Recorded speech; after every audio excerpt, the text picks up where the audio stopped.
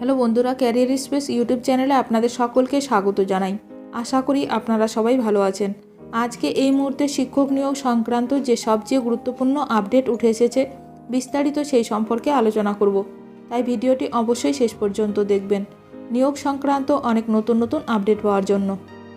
যারা চ্যানেলে নতুন তারা চ্যানেলটিকে সাবস্ক্রাইব করে পাশে থাকা বেল বাটনে প্রেস করে অল নোটিফিকেশানটিকে অন করে রাখবেন, কারণ এমন ধরনের লেটেস্ট আপডেট নিয়ে এই চ্যানেলে সবসময় ভিডিও আপলোড করা হয়ে থাকে। আরও 6 মাস বন্ধ উৎসশ্রী পোর্টাল।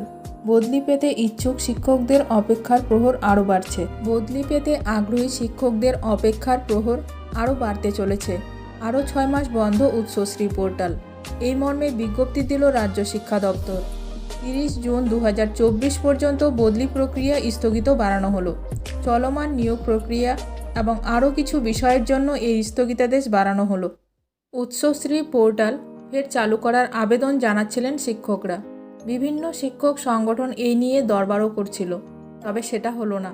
আরও 6 মাস অপেক্ষার প্রহর বাড়ল। এর আগে শিক্ষা সচিব মনীষ জৈনের কাছে স্মারকলিপি পেশ করে বিভিন্ন শিক্ষক সংগঠন। নতুন বছরের শুরু থেকে শিক্ষা দপ্তরকে পোর্টাল চালু করার অনুরোধ জানানো হয়। উৎসশ্রী 2022 সালের সেপ্টেম্বরে বন্ধ হয়ে যায়।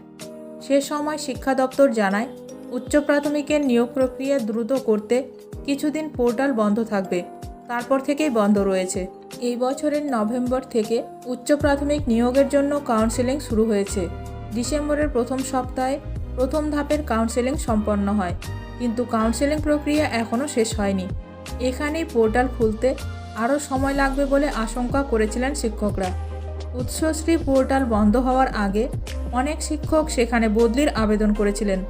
সেগুলি সব সমাধান না করেই পোর্টালটি বন্ধ করে দেওয়া হয়েছে।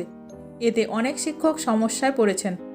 এই বিষয়ে শিক্ষানুরাগী ঐক্যমঞ্চের সাধারণ সম্পাদক কিঙ্কর অধিকারী বলেন, আমরা দাবি জানিয়েছিলাম অন্ততপক্ষে আপোষ বদলি চালু করা হোক, এতে কোনো বিদ্যালয়ের ছাত্রছাত্রী ক্ষতিগ্রস্ত হতো না, কিন্তু তা করা হলো না।